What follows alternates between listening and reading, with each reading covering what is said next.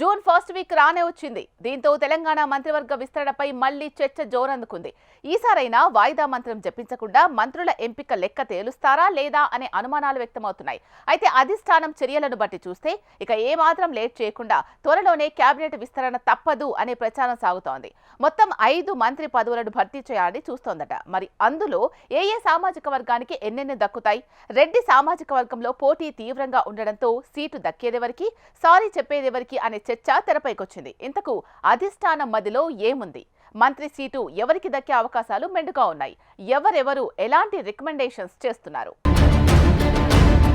తెలంగాణ మంత్రివర్గ విస్తరణ జూన్ మొదటి వారంలో అంటూ చర్చ తారాస్థాయిలో జరుగుతోంది. అయితే కేబినెట్ విస్తరణ చేపడితే అసంతృప్తుల సంఖ్య పెరిగే అవకాశం కూడా ఉందనే వార్తలు వినిపిస్తున్నాయి. ఆశావహుల నుంచి తీవ్రమైన పోటీ ఉన్న నేపథ్యంలో ఇన్ని రోజులు మంత్రివర్గ విస్తరణ ఆలస్యమవుతూ వస్తోంది. ఇక వాయిదాల పర్వానికి చెల్లుచీటీ చెప్పి త్వరలో మంత్రివర్గ విస్తరణకు ఏఐసీసీ గ్రీన్ సిగ్నల్ ఇచ్చిందట. అందుకే విస్తరణలో చోటు దక్కేది ఎవరికి, మొండి చెయ్యి ఎవరికి అనే చర్చ జోరుగా సాగుతోందట. తెలంగాణ మంత్రివర్గంలో ఇంకా 6 స్థానాలు ఖాళీగా ఉండగా ప్రస్తుతానికి 5గురికి అవకాశం ఇవ్వాలని అధిష్టానం భావిస్తోందట. ఇందులో వెనుకబడిన వర్గాలకు పెద్దపీట వేయాలని చూస్తోందట. ఎస్సీ, ఎస్టీ, బీసీ, ముస్లిం, రెడ్డి సామాజిక వర్గాలకు ఒక్కొక్కటి చొప్పున పదవి ఇవ్వాలని సూత్రప్రాయంగా నిర్ణయం జరిగిందట. ఇందులో కూడా ప్రస్తుత కేబినెట్లో ప్రాతినిధ్యం లేని జిల్లాల నుంచే పదవి కేటాయింపు ఉండాలన్న నిబంధన ఉంది. ఆదిలాబాద్, నిజామాబాద్, రంగారెడ్డి, హైదరాబాద్ జిల్లాలకు కేబినెట్లో ప్రాతినిధ్యం లేదు కనుక ఈ జిల్లాల్లోని ఎమ్మెల్యేలను సామాజిక పరంగా బేరీజు వేస్తూ పదవి ఇవ్వాల్సి ఉంటుంది. అందుకే చివరి ప్రయత్నంగా ఎవరికి వారే మంత్రి పదవి కోసం తీవ్ర ప్రయత్నాలు చేస్తున్నారట.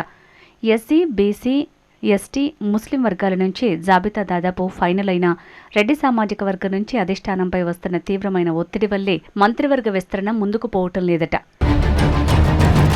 ప్రధానంగా నిజామాబాద్ నుంచి మాజీ మంత్రి సుదర్శన్ రెడ్డికి ఇవ్వాలని సీఎం రేవంత్ రెడ్డి సహా సీనియర్లంతా ఓకే అన్నారు.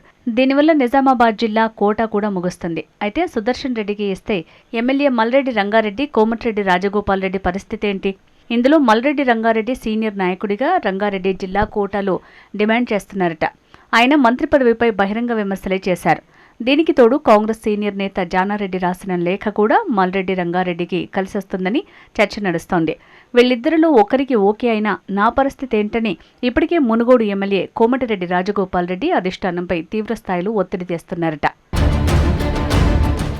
ఏఐసీసీ కీలక నేత వేణుగోపాల్తో సన్నిహిత సంబంధం ఉన్న ఎమ్మెల్యే కోమటిరెడ్డి రాజగోపాల్ రెడ్డి ఆ స్థాయిలో లాబియింగ్ చేస్తున్నారని చర్చ నడుస్తోంది.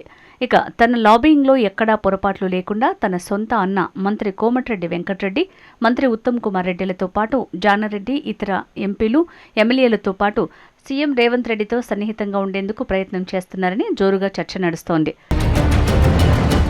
మొత్తంగా మంత్రివర్గ విస్తరణలో 5గురికి అవకాశం ఉండగా 4 పదవులు వెనుకబడిన సామాజిక వర్గాలకు వెళ్తే రెడ్డి సామాజిక వర్గానికి ఇచ్చే పదవి కోసమే తీవ్రమైన పోటీ నెలకొంది. సుదర్శన్ రెడ్డి, కోమటిరెడ్డి రాజగోపాల్ రెడ్డి, మల్రెడ్డి రంగారెడ్డిలలో కౌన్ బనేగా హీరోగా నిలిచేదెవరు అంటూ కాంగ్రెస్ పార్టీలో ఆయా నియోజకవర్గాలలో చర్చ పీక్ స్థాయికి చేరిందట.